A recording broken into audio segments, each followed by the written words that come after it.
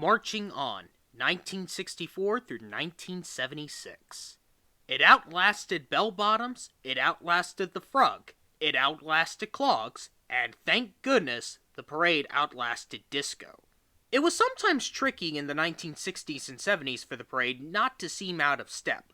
While a generation weaned on repeats of Miracle on 34th Street was now heading upstate to Woodstock for its entertainment, every Thanksgiving morning, Macy's had wholesome Lauren Green and Betty White presenting, and nary a concession to times that had been a-changing for a while. But if the parade began to appear quaint or perhaps silly to growing boomers, this hardly mattered.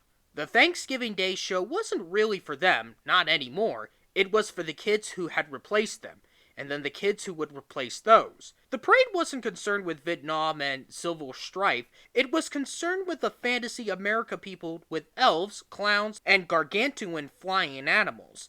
In this way, it was true to itself, and smart for the long haul. The boomers would be back someday, their own wee ones in tow. Picture description. New York's parade went national, then international, and by 1968, a band whose regular gig was at Buckingham Palace moonlighted in the sunshine of Herald Square. Linus the Lionheart enjoyed a strange animated career. The King of Beasts started as a pitchman for the Post-Crispy Critters, voiced by Sheldon Leonard, and with sidekicks played by Carl Reiner and Jonathan Winters. Linus got a Saturday morning TV gig in 1964, the same year he was test flown for his debut in the parade. Linus's last show aired in 1969, but his balloon was more durable, airing as recently as 1991. The Marvelous Creations of Manny Bass. In 1960, New Jersey native Manfred Bass, hoping for a career as a children's book illustrator, heard that Macy's was looking for a designer.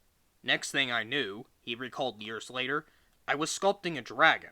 Working out of Macy's Special Production Studio, a massive space within a former Tootsie Roll factory in Jersey's Hoboken, Bass, over 40 years, created several balloons and scores of gorgeous floats. He more than anyone was responsible for the bright and beautiful look of the modern parade. In 1969, Bass, in overalls, and fellow float builder Dave Ulick sent in the clown. It is fascinating to see how closely Bass's plans were reflected in a finished piece. And here's a fascinating footnote. When Bass was at work on his arc in 1966, it rained for days and days. We even had flooding. There's no need to fear! As a cartoon character, he may have been an underdog. Kind of a minor league canine Superman, but as a balloon, he was a big league superstar. He joined the lineup in 1965 and became an immediate fan favorite. He remains, with Felix the Cat, Spider-Man, Bullwinkle, and a few others, one of the inflatables most closely associated with the parade. At 64 feet long, he was a stable flyer, and he certainly was colorful. But the source of the pooch's outsized popularity remains a mystery. Call it charisma. The old dog lasted in the parade until '84. Here as a pup, he took a practice swing in Akron 1 month before his rookie season. A peaceful end to a tumultuous year. In 1968, Popeye was presided in the line of march by a posse of cowgirls, and trailed only by the big guy. The Daily News caption on the photo above read, "As Popeye, who was followed by Santa Claus, helps bring parade to close, 4 youngsters are left with memories to dream on." The words seem to reflect the fact that the parade and Thanksgiving Day itself were again providing balm for a country in despair. Martin Luther King Jr. and Bobby Kennedy had been assassinated, and the riots in Chicago at the Democratic Convention were only the most famous of many violent clashes in the U.S. The Vietnam War was in full swing. Recently elected Richard Nixon was headed for Washington, and no one knew what the future held for wistful children such as these. Tricky Days on the Balloon Beat. In 1970, 2 of New York's finest took time from their duties to check out the spectacular air show. The following year, although the parade was held as scheduled, gale force winds forced Macy's to ground its balloons. This marked the first time since 1927, excepting the war years, that not a single one managed to get aloft.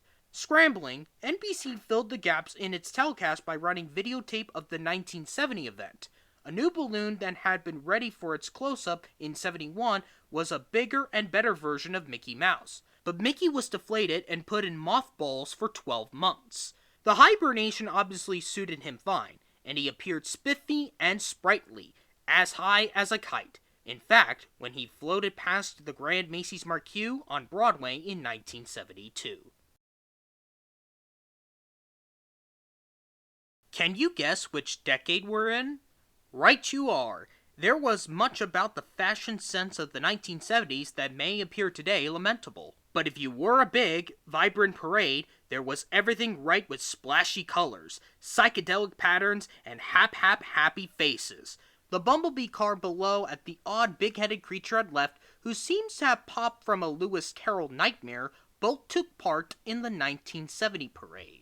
The ubiquitous symbol of the disco decade, the yellow smiley face gazed down upon the parade goers in 1972. The Spirit of 76.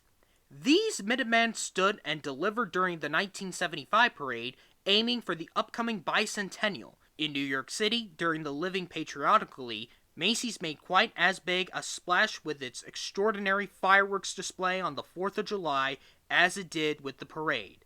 Then, in 1977, Thanksgiving Day pageant got a renewal of focus and a redirection. Hired that year to head the store's special production department was Gene McFadden, a spirited Texan with a theatrical manner and a theatrical background. I decided to not change anything my first year, just to watch the parade and look around.